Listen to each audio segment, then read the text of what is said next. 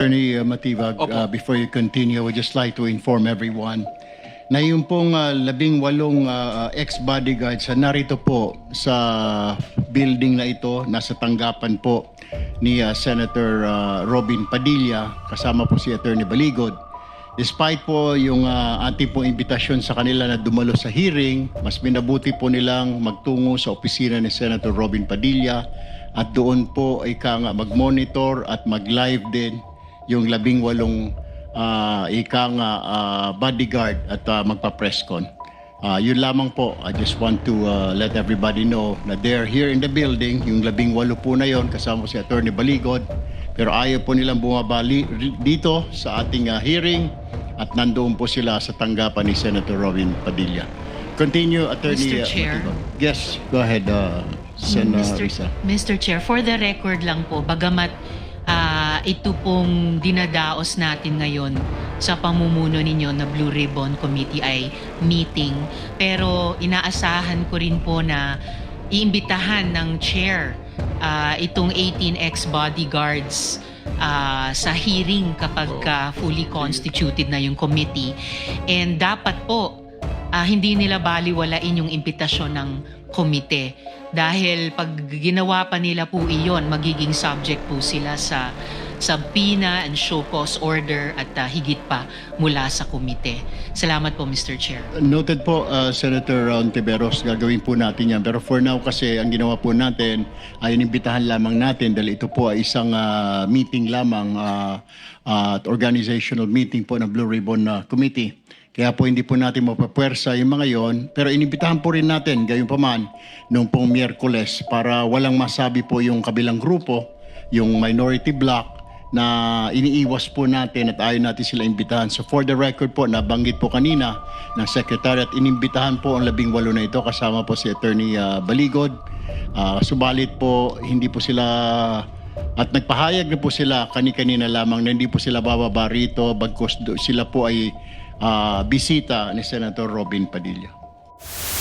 Ma-clarify ang mga imbitasyon na natanggap namin. Pagkatapos po kasi ng Blue Ribbon Senate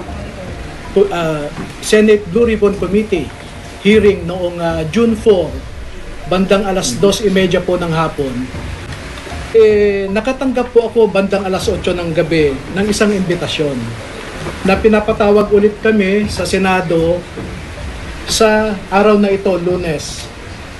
Nagka-problema po ako dahil pagkatapos ng June 4 hearing ay nagsiuwian sa kanilang mga probinsya yung ibang mga sundalo at sinamahan din nila yung si Walter Manalansan para sa lamay ng kanyang kapatid na namatay noong umaga ng June 4 din, 2026. Kaya minarapat ko po na sumulat kay Senator Cayetano noong araw din na yon, noong gabing yon, no? So makikita din nyo dito ang in-email po na sulat, June 4 din ang petsa, humihingi ng guidance kay Senate President Alan Cayetano. At bakit ko po in-address kay Senate President Alan Cayetano ang aking sulat? Despite the fact that some senators are claiming he is no longer the Senate President, I have here a video just 2 days ago na sinasabi ni Senator Erwin Tulfo na ang Senate President pa rin ay si Alan Cayetano. At pwede ko pong ipakita sa inyo yung kanyang video na sinasabi nga na si Senator Alan Cayetano pa rin ang presidente. Kaya ko po in-address sa kanya. Senator Cayetano is still the Senate President. Because we don't have 13. It's against the law naman, di ba? For all the committees. Simula po sa pro tempore, we cannot touch the Senate presidency because we don't have 13. This is what the law says. You have to have 13.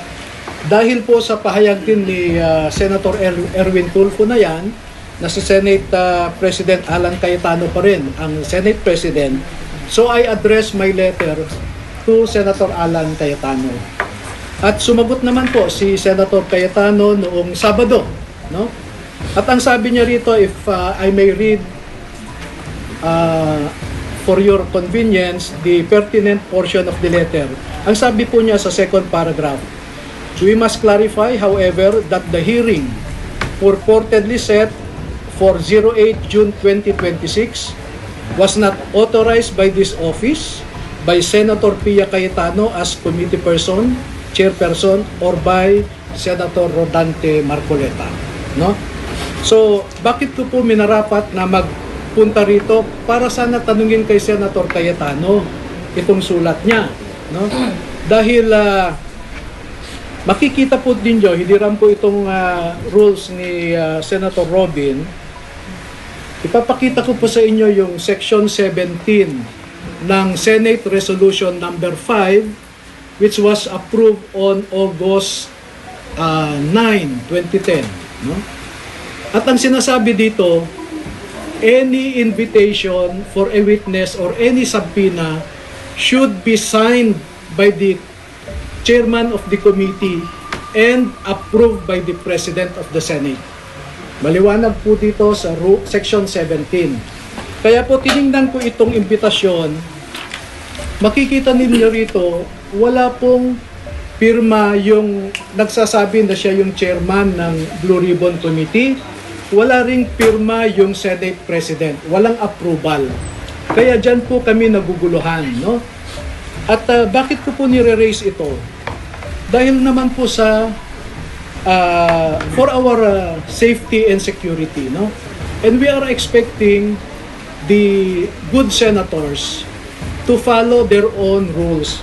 Itong sinasite ko po na Senate Resolution number 5 provides for the rules governing inquiries in aid of legislation, no? Ito po yung resolution number 5. Okay? So, sana naman po ay sinunod ng sumulat sa amin yung sinasaad ng rules ng Senate. Kaya po kami nagpunta rito kay Senator Robin para mapaliwanagan din kami, no? Pangalawa po, sa totoo lamang ay we are worried but we are not scared that Mr. Erwin Tulfo, who claims to be the new chairman of the Senate Blue Ribbon Committee, is presiding over this investigation. Kasi po, inaakusahan siya, pero siya rin ang mag-iimbestiga at eventually siya rin ang magdedesisyon.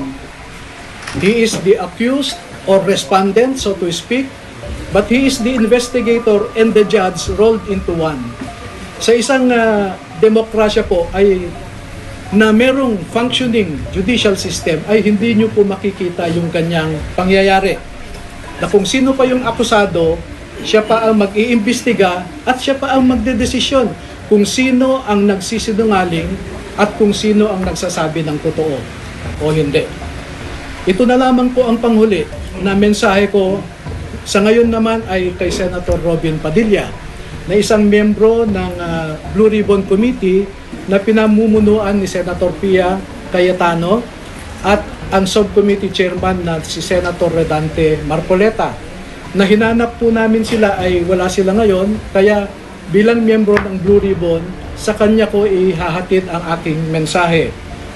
Magsusumite po kami kay Senator Robin Padilla ng pangalan ng 14 na mga dating Marines at dating empleyado rin ni Ginoong Zaldico na nagtrabaho at natawag ding basurero na nagde-deliver din ng pera sa iba't ibang mga personalidad.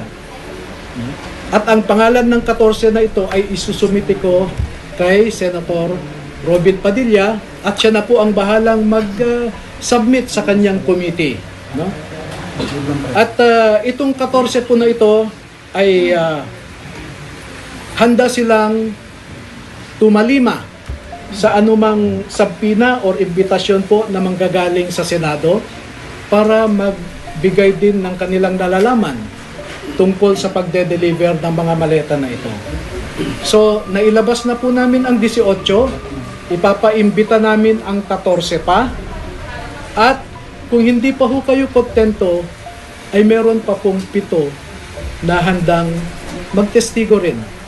Ihuhuli ko lamang po yung 7 dahil nasa isang maselan silang kalagayan na kung sa tingin ko makumbinsi naman ang ating mga mamamayan ay sapat na po yun.